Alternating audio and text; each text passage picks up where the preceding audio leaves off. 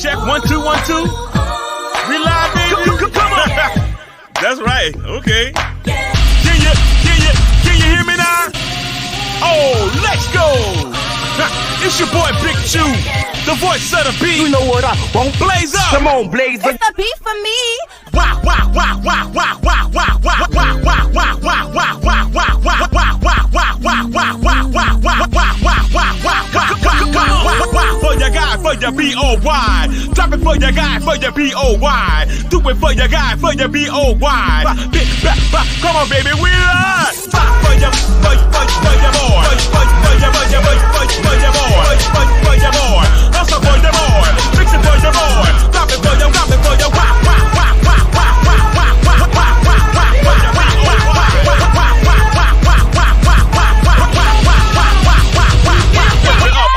lift it up. Then it bust it open, lift it up. Yeah, come on, lift it up. Then it bust it open for your B-O-Y. Bend it for you, rock it for you, lift it up, baby. Mix it with your bust or not. Come on, blaze, so you know. Drop me a nasty beat.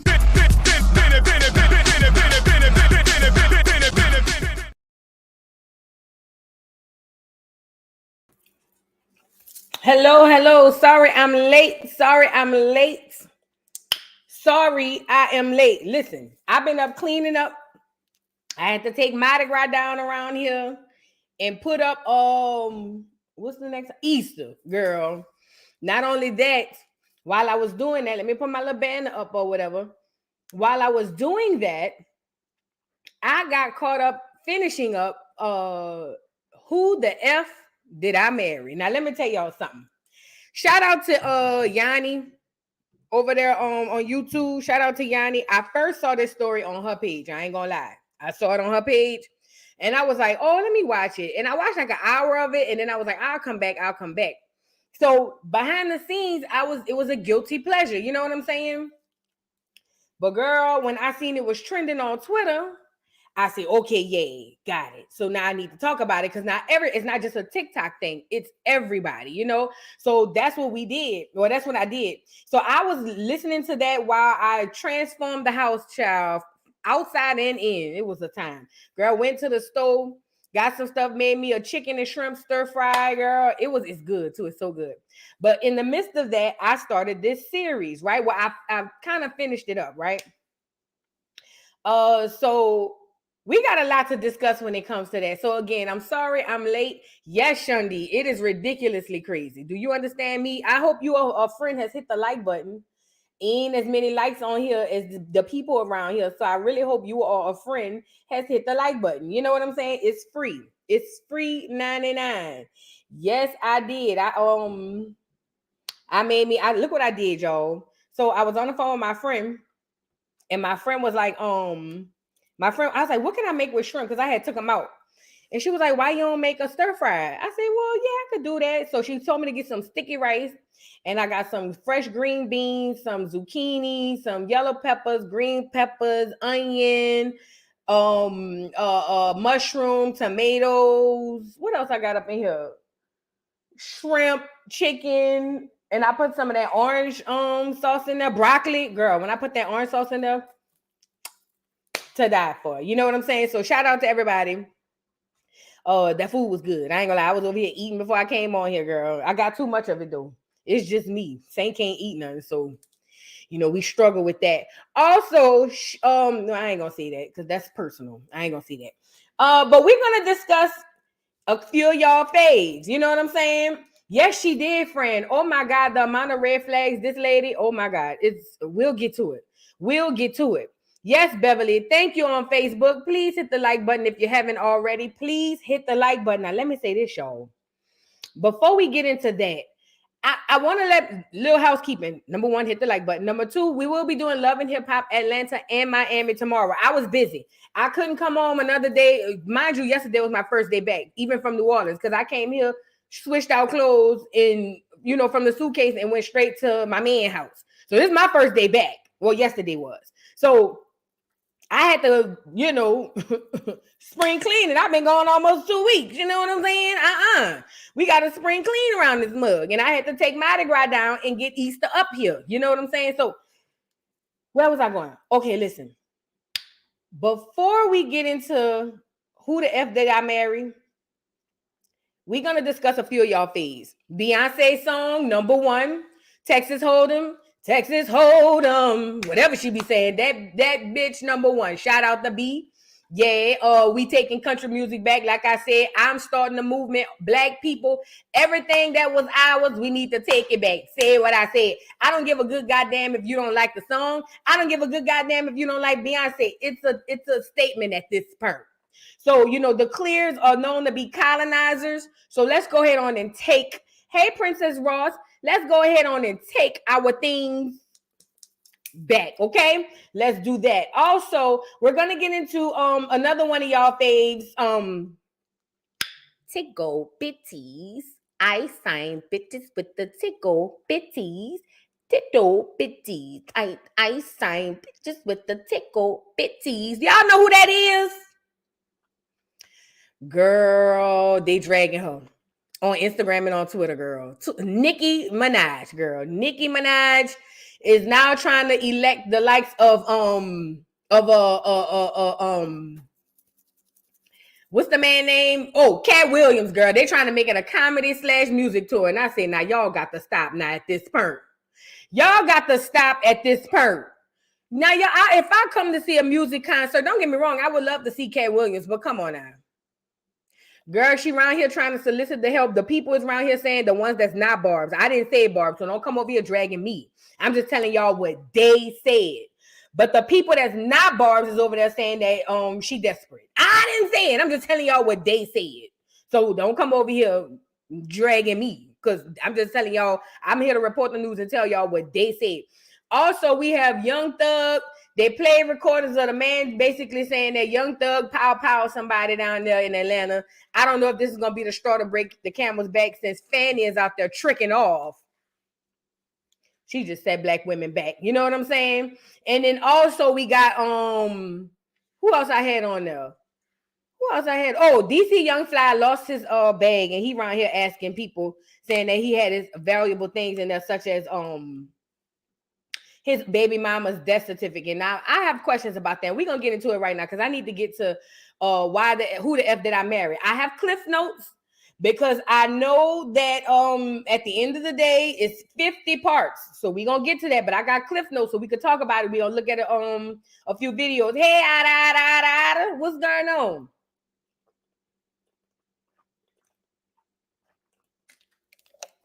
I heard that, Author Empress. I heard about Shoni, but you know, I never liked that bitch. I don't trust a bitch who nostrils do like this.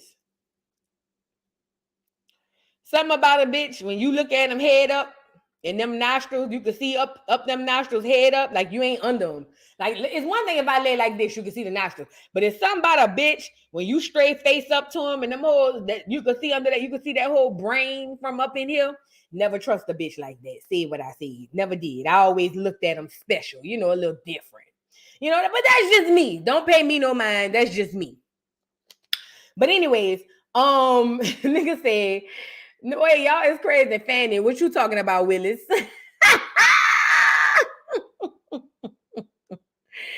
Y'all is crazy. Let's get into DC, girl. Let's get him up first so we can move on. You know what? Let's do Young Thug, then we'll do DC. Well, no, let's do DC since I already said him first. Let's get DC up here.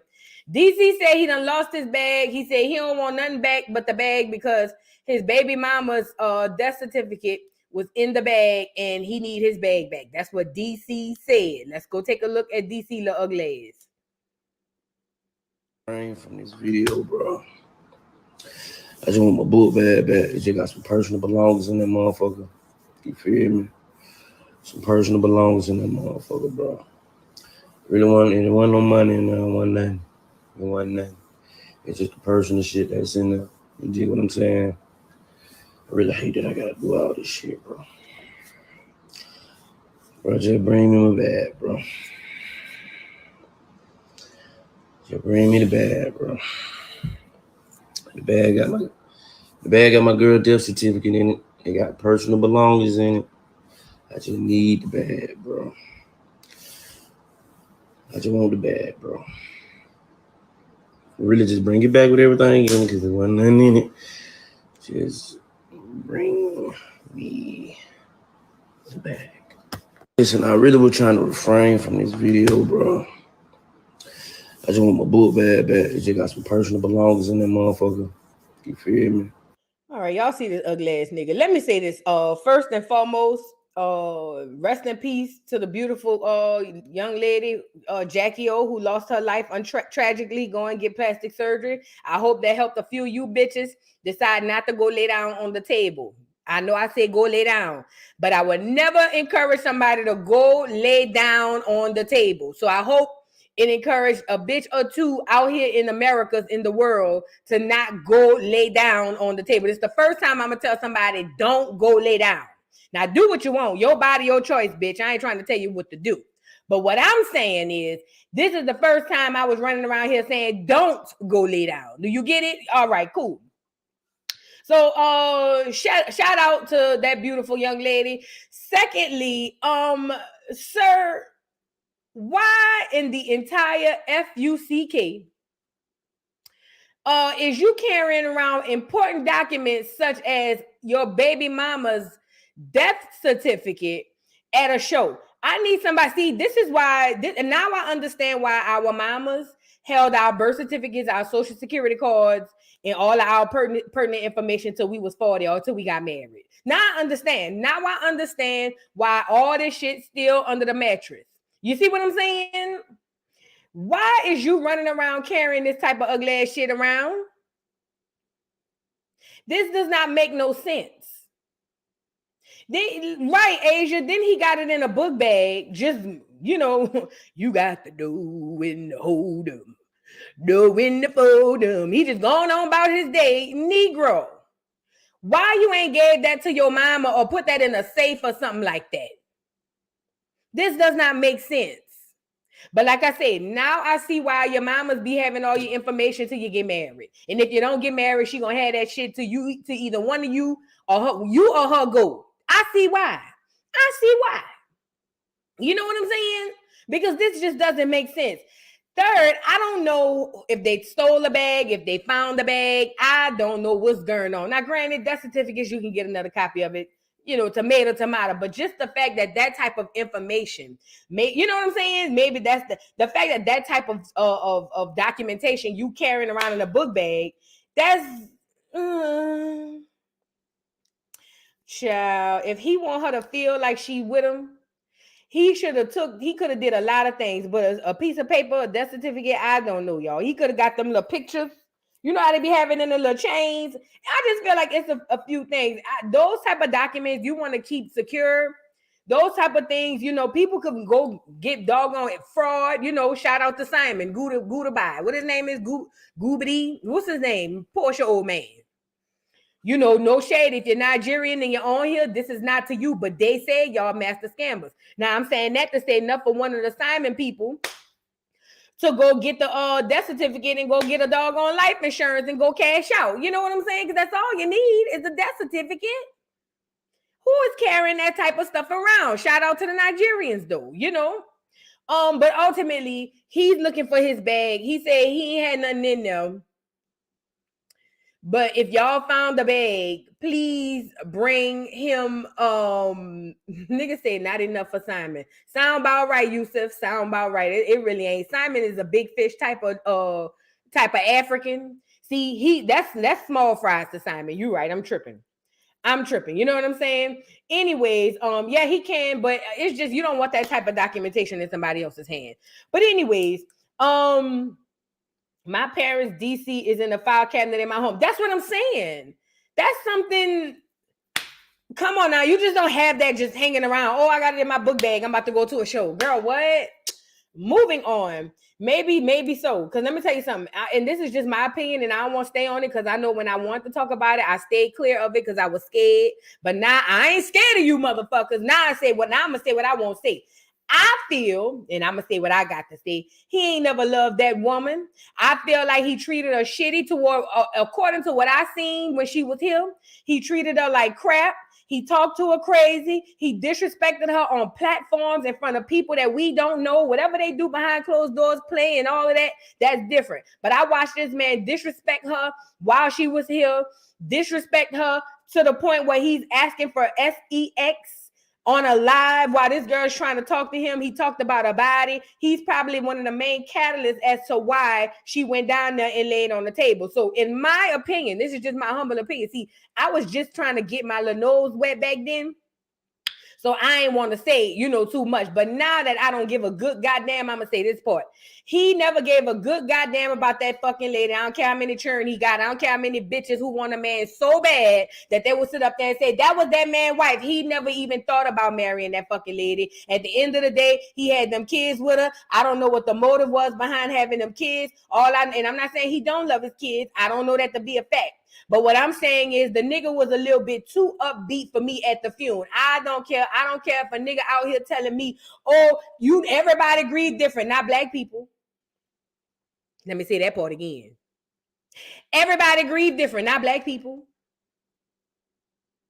Bitch, when somebody we really give a fuck about is gone, we ain't that strong. That nigga was a little too strong. Y'all know how I be saying, y'all got to be strong. That nigga was too strong. Cracking jokes and shit, boy, bye. Boy, bye. Boy, bye. Now, I don't know how the Africans grieve, but I'm talking about the niggas. The niggas is kind of uniform in how we grieve, bitch. We be trying to jump in the casket. What is you saying? We be trying to jump. Put a one in the chat if y'all ain't been to a funeral and somebody done showed their natural black ass, either trying to jump in the casket, passing out in the middle. You know what I'm saying? Or the sermon, singing a solo, even though they wasn't really supposed to be there, but they gonna get carried out that bitch anyway, because that was my motherfucking cousin, or that was my motherfucking friend, or that was my motherfucking, you know what I'm saying? My baby daddy. Bitch, listen, I can't speak to the other Negroes or the other black in the diaspora. I can't speak to them. But I can speak to the niggas. Do you understand me? And what I know about the niggas is we gonna cut a fucking fool when it's behind somebody we give a good goddamn about, not act crazy. Act crazy. And if it ain't you, you know somebody who it was. You ain't gotta call yourself out. You know what's going on. Nah. So I don't want to hear that ugly ass shit. Everybody grieve different. No, bitch. Not us. Not us. Maybe us and the clear people grieve differently. I don't ever really see them crying at the funerals. No shade.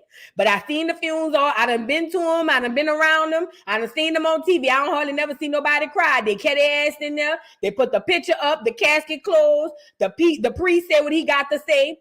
After he said what he got to say, then one or two people might get up and say a word, if depending on who that is. Depending on you might get a word. Other than that, bitch, they put them flowers on top of that damn casket and roll their asses up out of there. Everybody just walking around, going have a drink, going get something to eat after the funeral. Yes, Gigi. Child, fight. We be done for it be 12 fights before the funeral. What is the funeral day?